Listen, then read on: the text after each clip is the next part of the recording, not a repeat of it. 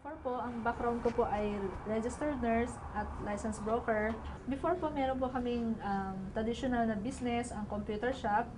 Noong una, tama, okay lang din po yung kinikita, pero later on, sa dami nakakompetensya sa labas, naghanap kami ng alternative na pagkakakitaan. Kaya noong June 2009, na-introduce sa amin ni Upline Dario Gurion ang B-Mobile. Dahil po sa B-Mobile, ginawa po namin B-Mobile, one year na po kami mahigit dito. Nagkaroon po kami ng sariling bahay sa Makati at saka meron po kami isang paupahan na nagpaparental po kami ngayon. Ngayon ho, kahit may pamilya na ho ako, yung family ko po, natutulungan ko po sila pagdating ho sa financial. At ang maganda rin po dyan, yung kanilang panghanap buhay ho, nabibigyan ko po sila ng isa pang magandang hanap buhay. So, yun ho ang ginawa po sa amin ng B-Mobile.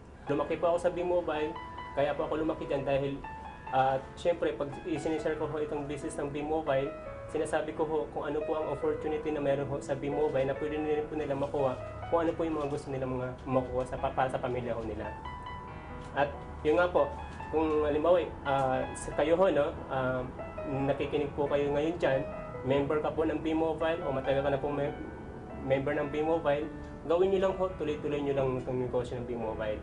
Kasi ang maganda po rito, pag tinuloy-tuloy niyo pang negosyo ng B-Mobile at sa tingin niyo po, akala mo parang napakadinig pa para sa iyo, bukas ho, pagputok ng araw, ikaw na rin ang magkukwento ng mga maganda na nangyari sa iyo.